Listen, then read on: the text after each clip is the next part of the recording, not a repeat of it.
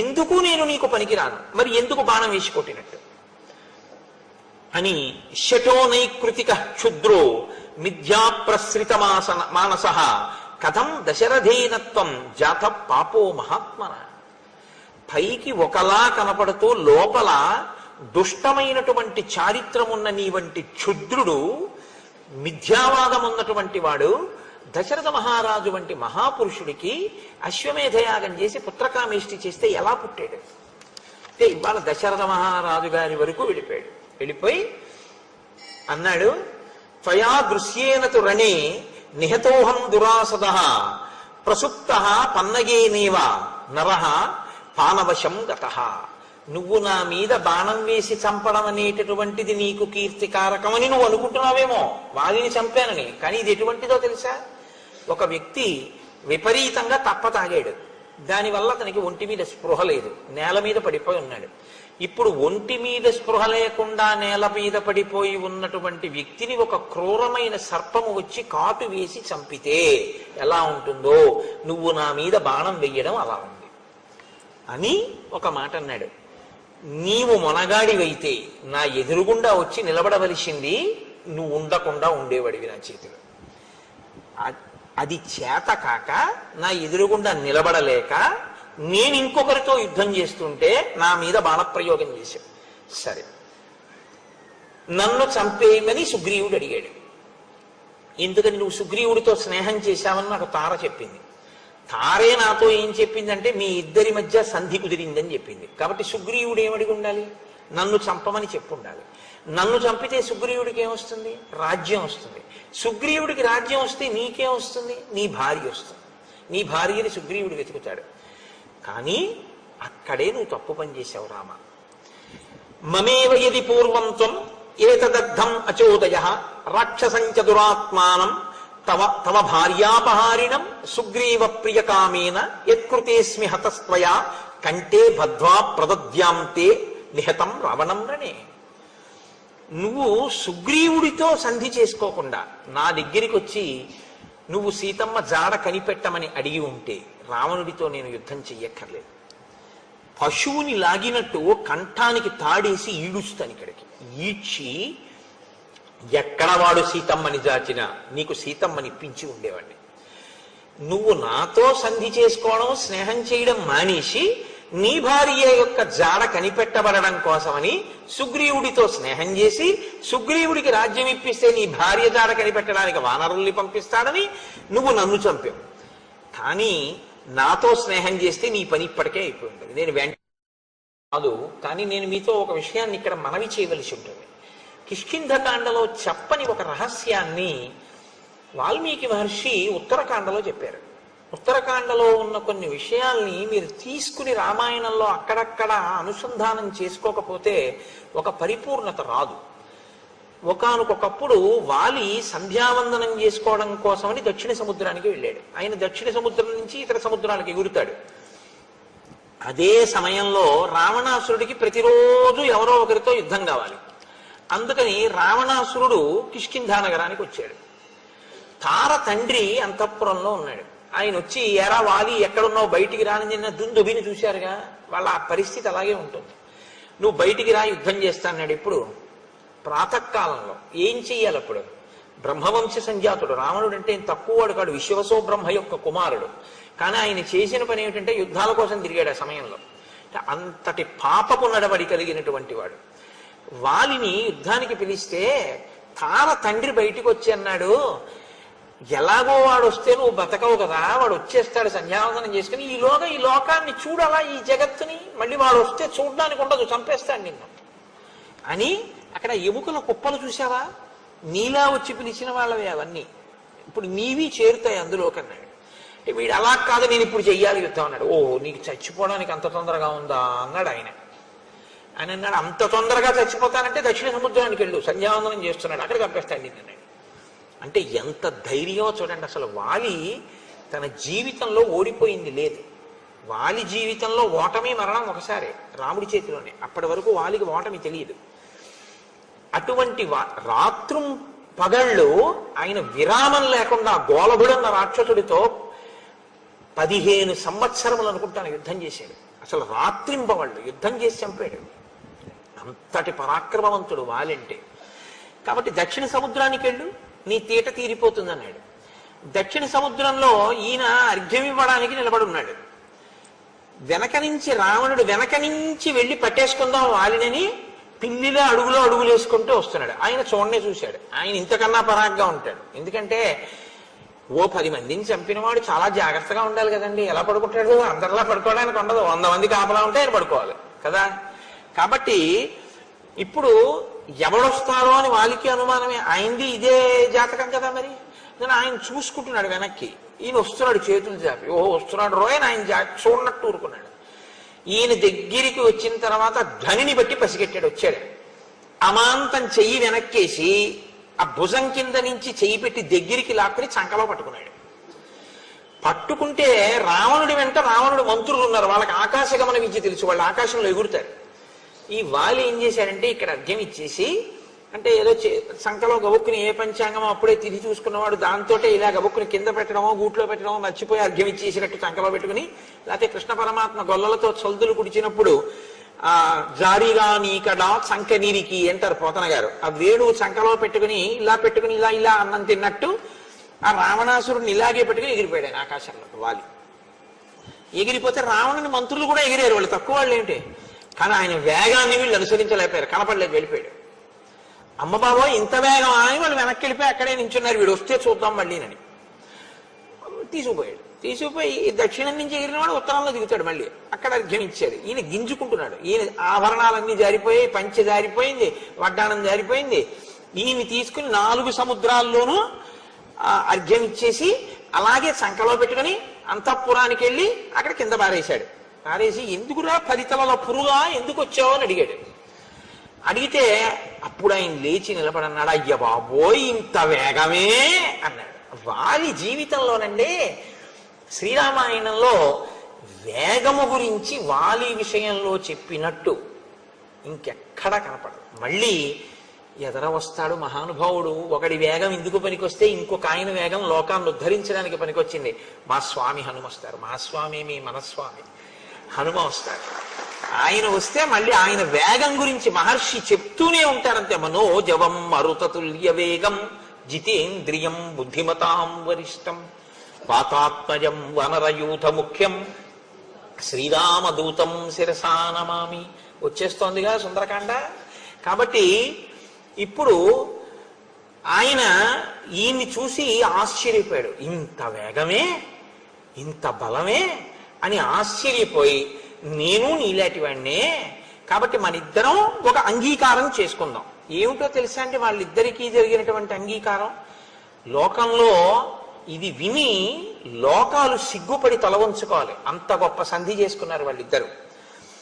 దారాహ పుత్రాహ పురం రాష్ట్రం భోగచ్ఛాదన భోజనం సర్వమేవా విభక్తం నౌ భవిష్యతి హరీశ్వర. ఇది వాళ్ళిద్దరి సంధి ఉత్తరకాండలో. నేను కిష్కింధకాండలో చెప్పట్లేదు ఇక ఈ విషయం. భార్య, నీకు నాకు ఒకరే భార్య. నాకు నచ్చితే ఆవిడ యందు నేను ఎక్కువ సంతృప్తిని పొందితే నువ్వు కూడా అనుభవిద్దు. కానీ ఇంతకన్నా నేను ఇంకా విషయం గురించి మాట్లాడను. పుత్రాహ, బిడ్డలు కూడా నీకు నాకు బిడ్డలై ఉండవచ్చు. అంటే ఎంత గొప్ప మనస్తత్వాలు ఉన్న వాళ్ళో చూడండి. పురం, పురములు అంటే భూములు ఎక్కడ మన ఇద్దరం కబ్జా చేసినా మన ఇద్దరివి. రాష్ట్రం, భోగ, ఏ భోగం మనం ఇద్దరం అనుభవించినా సరే, నేను అనుభవించినవి నువ్వు అనుభవించవచ్చు, నువ్వు అనుభవించినవి నేను అనుభవిస్తాను. మన ఇద్దరి మధ్య ఎంగిలి ప్రసక్తి లేదు. ఆచ్ఛాదన, ఆచ్ఛాదన అంటే నీడ, మనం అనుభవించేటటువంటి అంతఃపురాదులు. భోజనం, మనం తినేటటువంటివి. వీటి విషయంలో ఒకరు అనుభవించినటువంటివి రెండవ వారు కూడా అనుభవించవచ్చు. కాబట్టి ఈమె నా భార్యయే అన్న ప్రసక్తి ఏమి ఉండదు. మన ఇద్దరికీ భార్యే ఇక నుంచి. కాబట్టి అలా మనం అనుభవిద్దాం. ఇంతకన్నా నేను దీని మీద పెద్ద ప్రత్యేకంగా వివరణ చేయవలసిన అవసరం లేదు. మీ అందరూ ప్రాజ్ఞులు. అయితే మీరు ఒకటి ఆలోచించండి, ఇది ఎంత గొప్ప మనస్తత్వం అంటే నా ఉద్దేశంలో ఉత్కృష్టమైన అని కాదు. ఎంత నీచ ప్రవృత్తి ఉన్నటువంటి ఇద్దరు పురుషులు కలిసి చేసుకునేటటువంటి సంధో మీరు ఆలోచించుకోండి. అంటే వాళ్ళ దృష్టిలో ఒక స్త్రీకి ఉండే గౌరవం అంతే. ఒక రామచంద్రమూర్తి దృష్టిలో స్త్రీ అంటే ఒక కన్నతల్లి, ఆయన దృష్టిలో స్త్రీ అంటే పరాశక్తి. రావణుడి దృష్టిలో, వాలి దృష్టిలో ఒక స్త్రీ అంటే అలా ఉంటుంది. వాళ్ళిద్దరూ అనుభవించడమే ప్రధానంగా ఉన్నవాళ్ళు. ఇంతటి పరమ నీచుడు రావణుడితో ఇటువంటి సంధి ఉన్నవాడు ఎన్ని పాపకర్మలు చేసి ఉంటాడో, ఎంతమంది ఆడవాళ్ళని చెరపట్టి ఉంటాడో, లేకపోతే మాయావితో ఒక స్త్రీ విషయంగా గొడవ ఉంది అని మహర్షి ఎందుకు చెప్తారు అంటే అతని దృష్టిలో పడి భోగించాలని కోరుకోవడమే అంతే. అతని బలం ఎందుకు పనికొస్తుందంటే అతను దాన్ని అనుభవిస్తాడంతే. అది ఏదైనా కావచ్చు, అది స్త్రీ కావచ్చు, భూమి కావచ్చు, అంతఃపురం కావచ్చు, ఇతరుల సొత్తు కావచ్చు, ఏదైనా కావచ్చు, తాను అనుభవిస్తాడు. అంతటి నీచాతి నీచమైన మనఃప్రవృత్తి విశేషమైనటువంటి బలము. ఇవాళ బాణపు దెబ్బ తగిలి పడిపోయింది కాబట్టి ఊరుకున్నాడు, కానీ లేకపోతే నా నోటితో అనడం కూడా నాకు ఇష్టం లేదు. సీతమ్మని రావణుడు తీసుకొచ్చాడని తెలిస్తే దానికోసం మళ్ళీ వాలి కూడా వెడతాడు. అందుకే కృష్ణావతారంలో కురుక్షేత్రం వరకు రాకముందే పూతనాది రాక్షసుల్ని ముందే త్రుంచేసి కురుక్షేత్రంలో యుద్ధాన్ని తగ్గించుకున్నట్టు అసలు వాలి రావణులు కలవకుండానే ముందు వాలి వధని చేయించేశారు దేవతలు. లేకపోతే ఈ వాలి రావణుడి పక్కన చేరితే రామరావణ యుద్ధం కాదది. వాలి రావణులతో కూడినటువంటి రాముడు యుద్ధం చేయడం అంటే పక్కన వానరుల అండ ఉండదు. ఎందుకంటే వానరులందరూ వాలికి వశవర్తులై ఉంటారు. ఎంత క్లేశభూయిష్టం అవుతుందో. అందుకని అసలు ఈ పని జరగక ముందే వాలి పడిపోవాలి. ఇంత అధర్మాత్ముడు, ఇంతటి పాపపు నడువడి కలిగినటువంటి వాడు కిష్కింధకాండలో లేదు కదా, మనకి తెలియదు అనుకుంటున్నాడు. మనం ఉత్తరాఖండ చదివి తెలుసుకోలేదు, మనకి తెలియదా అపాతే. కాబట్టి ఇంతటి దిక్కుమాలిన జీవితం ఉన్నవాడు స్వామి రామచంద్రమూర్తిని అడగడమా? ధర్మం కోసం, సత్యం కోసం రాజ్యాన్ని విడిచిపెట్టినటువంటి వాడు మాటకి కట్టుబడడం కోసం అని చెప్పి ఏదైనా విడిచిపెట్టేటటువంటి స్వభావం ఉన్నవాడు అంతటి పరమధర్మాత్ముడైన రామచంద్రమూర్తిని మాట్లాడడమే ఆయనతో, అసలు ఆయనతో మాట్లాడడానికి వాడికి అర్హత లేదు. వాడు అదృష్టం ఏమిటో, చచ్చిపోయే ముందు ఎదురుగుండా రాముడు కనపడితే వాలి పొందిన ఏకైక అదృష్టం, రావణుడు పొందని అదృష్టం ఒక్కటే. వాలి బహుశః ఎక్కడో కనీసం భార్య చెప్పిన మాటని గుర్తు తెచ్చుకునే స్వభావం ఒకటి ఉండిపోయింది. ఆ కారణం చేత ఉత్తప్పుడు ఎలా బ్రతికినా చచ్చిపోయే ముందు తప్పొప్పుకుని రాముడి వంక చూసి నమస్కారం చేసి చచ్చిపోయాడు. రావణుడు ఇదే అవకాశాన్ని పొందాడు. మీరు వింటారుగా యుద్ధకాండలో గుర్రాలు పడిపోయాయి, సారథి పడిపోయాడు, రథం పడిపోయింది, ఒక్కడే కింద నిలబడిపోయాడు, ధనస్సు విరిగిపోయింది.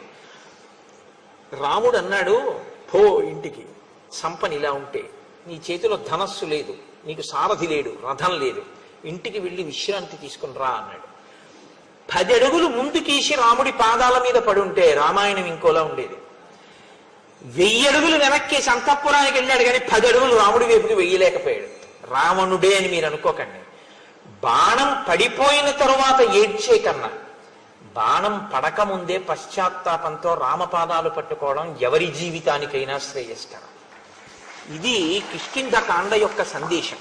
కాబట్టి ఇంతటి దురాత్ముడు, ఇంతటి పాపపు నడువడి కలిగినటువంటి వాడు అడిగినా రాముని యొక్క ఔదార్యం అటువంటి. ఆయన సమాధానం చెప్తున్నారు. ఆయన అన్నారు, ధర్మమర్థంచ కామంచ సమయంచాపి లౌకికం అవిజ్ఞాయ కథం బాల్యాత్ మామిహాద్యని విగర్హసి. అసలు నీకు పురుషార్థములు అని 4 ఉన్నాయని, ధర్మము, అర్థము, కామము, మోక్షము అని 4 ఉంటాయని, అందులో మిగిలినటువంటి మోక్షమును పొందడానికి సాధనములైనటువంటి ధర్మ, అర్థ, కామములనేటటువంటి వాటిల్లో అర్ధకామములను ధర్మంతోటే సమన్వయం చెయ్యాలని నీకు అసలు తెలియదు. నీకసలు ఎప్పుడూ చతుర్విధ పురుషార్థములన్న వాటి గురించి నువ్వు మాట కూడా ప్రయత్నపూర్వకంగా సావధాన దృష్టితో తెలుసుకునే ప్రయత్నంతో విన్నవాడివి కావు, ఆలోచించిన వాడివి కావు, అనుష్ఠాన బలం ఉన్నవాడివి కావు. నీకు ధర్మం గురించి ఏం తెలిసని మాట్లాడుతున్నావు? నువ్వు ధర్మం గురించి ప్రశ్నలు వేస్తున్నావు. అపృష్టా బుద్ధి సంపన్నాన్ వృద్ధాన్ ఆచార్య సమ్మతాన్ సౌమ్య వానరచాపల్యాత్ కిం మాం వక్తుమిహిచ్చసి. అసలు ఆ ధర్మం అంటే ఏమిటో తెలుసుకోవాలి అంటే, ఆ ధర్మాన్ని ఎలా పట్టుకోవాలో తెలియాలంటే, ధార్మికంగా బతకడం అంటే ఏమిటో తెలుసుకోవాలంటే మహాత్ముల్ని ఒంట్లో ఓపికండగా ఆశ్రయించాలి. ఆశ్రయించి వారి దగ్గర విని జీవితంలో అనుష్ఠానంలోకి తెచ్చుకోవాలి. విని వదలకూడదు, ఆచరించాలి. నువ్వెవరిని ఆశ్రయించావు? చపల చిత్తులైనటువంటి నీ వంటి అమాత్యులైన వానరులతో తిరిగావు, వాళ్ళతో మాట్లాడతావు. నువ్వు ఎప్పుడైనా బుద్ధిమంతులు, ఆచార సంపన్నులు, పెద్దలు, ధార్మికులు, శాస్త్ర పరిజ్ఞానం ఉన్న వారిని ఎవరినైనా సేవించి వారి దగ్గర 4 మంచి మాటలు వినే ప్రయత్నం ఎప్పుడైనా చేశావా? నువ్వెన్నడూ చేయలేదు. నీకు తెలుసున్నది శాస్త్రం అని నువ్వు అనుకుంటూ ఉంటావు. ఇంతపాటి అల్పబుద్ధి ఉన్నవాడివి నువ్వు నన్ను ఎలాగా ఇన్ని ప్రశ్నలు వేసి నీ ఇష్టం వచ్చినట్లు మాట్లాడుతూ నన్ను నింద చేసి నువ్వు మాట్లాడగలుగుతున్నావు? ఇక్ష్వాకూణాం ఇయం భూమి సశైల వనకానన మృగపక్షి మనుష్యాణం నిగ్రహానుగ్రహీష్వపి. నీతో నేను ఒక సత్యం చెప్తున్నాను. ఈ కొండలతో, పర్వతములతో, నదులతో, నదములతో, అరణ్యములతో భాసిల్లుతున్నటువంటి ఈ భూమండలం అంతా కూడా ఇక్ష్వాకుకుల సంజాతులైనటువంటి వారి చేత పరిపాలింపబడుతోంది. పరమ ధర్మాత్ముడైనటువంటి భరతుడు రాజరికం చేస్తున్నాడు. ఇప్పుడు భరతుడు ధర్మాత్ముడు. ఆయన ధర్మాన్ని పట్టుకుని ధర్మాన్ని అనుష్ఠిస్తున్నాడు. ఆయన తన రాజ్యంలో ఉన్న వాళ్ళు కూడా ధార్మికులై ఉండాలి అని ఆలోచిస్తుంటాడు. తస్య ధర్మకృతాదేశ వయమన్యే చ పార్థివాః చరామో వసుధాం కృత్స్నాం ధర్మ సంతానమిచ్చవాః. నేను ఈ అరణ్యంలో తిరుగుతున్నది భరతుడు ఏం కోరుకుంటున్నాడో, ధర్మము మధ్యలో ఎక్కడ తెగిపోకుండా ప్రవహించాలి, ధర్మము అనుష్ఠింపబడాలని రాజైన భరతుడు ఏది కోరుకుంటున్నాడో అది అందరి చేత అనుష్ఠింప చెయ్యడం ప్రయోజనంగా కూడా పెట్టుకుని తిరుగుతున్నవాడిని తప్ప ఏదో ఉబుసుపాద 14 ఏళ్ళు అడవిలో తిరిగితే అయిపోతుందని తిరుగుతున్నవాడిని కాను. అందుకే ఋషులకి అభయం ఇచ్చాడు అంటే ధర్మం కోసమే. క్షాత్రధర్మం అయింది. ధర్మము యొక్క కొనసాగింపు యందు నేను అనురక్తి ఉన్నవాడను. ప్రభువు ధర్మమునందు అనురక్తి ఉన్నవాడు. ఆయనది భూమి. ఇక్కడ ఉన్న మృగ పక్షి సమస్త జాతులు ధర్మమును అవలంబించేటట్టుగా చూడడం మా హక్కు, మా అధికారం. నువ్వు నీది ధర్మమా, నీది ధర్మమా, నీది ధర్మమా అని నన్ను ఎన్నో ప్రశ్నలు వేశావు. జ్యేష్ఠో భ్రాత పితా చైవ యశ్చ విద్యాం ప్రయచ్చతి తయస్తే పితరో జ్ఞేయ ధర్మ్యే పదిహివర్తనిహ. ధర్మాలకన్నిటికీ అలవాలమైనటువంటి ధర్మం లోకంలో తనకన్నా ముందు పుట్టినటువంటి అన్నగారు ఎవడుంటాడో ఆయన, తనకి జన్మనిచ్చినటువంటి తండ్రి గారు ఎవరుంటారో ఆ తండ్రి, విద్య చెప్పినటువంటి గురువు గారు ఎవరుంటారో, విద్య చెప్పిన గురువు కన్నా ఉపదేశం చేసిన గురువు ఇంకా ఎక్కువ. ఎందుకో తెలుసా అండి? వాచక గురువు, సూచక గురువు, బోధక గురువు, పరమ గురువు, నిషిద్ధ గురువు అని గురువులు 5 రకాలుగా ఉంటారు. ఇందులో నిషిద్ధ గురువుని పక్కన పెట్టేయండి. ఎందుకంటే నిషిద్ధ గురువు గురువైనా చెయ్యకూడని పనులు నేర్పుతాడు, ఉగ్రమైన ఉపాసనలు అవిని. కాబట్టి అది పక్కన పెట్టండి. నలుగురిలో మళ్ళీ చాలా పెద్ద స్థాయి ఎవరిదంటే పరమ గురువుది. పరమ గురువు అంటే మన ఎదురుగుండా ఉన్నారా లేదా మనం చూడం. ఆయన పాదుకలు చాలని ఆయన ఉన్నారు. ఆయన పాదుకలే మా అహంకారాన్ని అణచి ఈ మంచి పనులు చేయిస్తున్నాయని ఆయనకి స్తోత్రం చేసి మనం ఏదైనా మొదలు పెడతాం. వారిని పరమ గురువులు అంటారు. భారతీ తీర్థ మహాస్వామి వారికి ప్రతిరోజు మనం ఇక్కడ ప్రార్థన చేసి మీ అనుగ్రహంతో మేము ఈ కార్యక్రమం చేస్తున్నాం అని మొట్టమొదట గురుపాదుకల మీద పుష్పములు సమర్పించి నకర్మణాన ప్రజయా ధనేన త్యాగే నైకే అమృతత్వమానసౌ అంటూ ఆయన వైభవాన్ని స్తోత్రం చేసి ఆ గురు పరంపర యొక్క గొప్పతనాన్ని ఒక్కసారి మనసులో స్మరించుకుని ఆ పరంపరలో వచ్చినటువంటి వారు మీరు శంకరాచార్య స్వరూపులు, అభినవ విద్యాతీర్థ స్వామి వారి కరకమల సంజాతులు, వారి చేతుల మీదుగా వారి చేతులనబడేటటువంటి కమలములలోంచి ఉద్భవించిన వారు. అంటే వారి చేత నా ఎన్నో మార్లు మీ భుజము తట్టబడి సుశిక్షితమైనటువంటి బుద్ధి కలిగినటువంటి వారు, గురువుల యొక్క అనుగ్రహములు పొందినటువంటి వారు, వారి చెయ్యి మీ తల మీద పెడితే హస్తమస్తక సంయోగం చేత గురువుల యొక్క పరిపూర్ణమైన తేజస్సుని మీలోకి ప్రవహింప చేసుకున్నవారు, లోకమునకు ఆచార్య స్థానములో కూర్చుని మర్యాద నేర్పినవారు, మీ పాదుకలు పై శరీరాన్ని ఎలా తొక్కి ఉంచుతాయో అలా మాలోని అహంకారము ప్రబలకుండా మేము ఈశ్వరునకు గురువునకు విధేయులమై ఉండి మా జన్మ సార్థకత పొందడానికి మీ ఉపదేశము మీ పాదుక మాకు శిరోధార్యమై మమ్మల్ని నడిపిస్తోంది అని పూనికతో వెళ్లి పాదాల మీద ఆ పాదుకల మీద మనం పుష్పాలు వేసి కార్యాన్ని మొదలు పెడతాం. కాబట్టి అటువంటి గురువు ఎవరున్నాడో ఆయన కూడా తండ్రియే. తండ్రి స్థాయి గురువుది. పరమ గురువు అంటే ఆయన, బోధక గురువు అంటే మంత్రోపదేశం చేసినవారు, సూచక గురువు అంటే చిన్నతనంలో విద్య నేర్పినవారు, వాచక గురువు. సూచక గురువు అంటే ఒక ఆశ్రమానికి వెడితే ఈ ఆశ్రమంలో నియమాలు ఇలా ఉంటాయండి, మీరు ఇలా ఇలా ఉండవలసి ఉంటుంది అని నియమం చెప్తారు. ఆశ్రమంలో ఉంటే మీ ఇష్టం వచ్చినట్లు మీరు ఉండకూడదు. ఆశ్రమ నియమావళి కనుక్కోవాలి. కనుక్కుని దాని ప్రకారం మీరు అక్కడ ప్రవర్తించవలసి ఉంటుంది. ఇది చెప్పేవారిని సూచక గురువు అంటారు. కాబట్టి ఈ గురువులలో మళ్ళీ పరమ గురువు వచ్చినప్పుడు బోధక గురువు కూడా నమస్కారం చేస్తారు. బోధక గురువు, సూచక గురువు, వాచక గురువుల్లో విద్య నేర్పినవాడు, మంత్రోపదేశం చేసిన వాడు కూడా తండ్రి స్థాయిని పొందుతారు. అందుకే మంత్రోపదేశం చేసినటువంటి గురువు గారు శరీరాన్ని వదిలిపెట్టేస్తే ఉపదేశం పొందిన వారిది కొడుకు స్థానమే. వారు వెళ్ళి గయలో శ్రాద్ధం పెట్టడానికి అధికారం ఉంటుంది.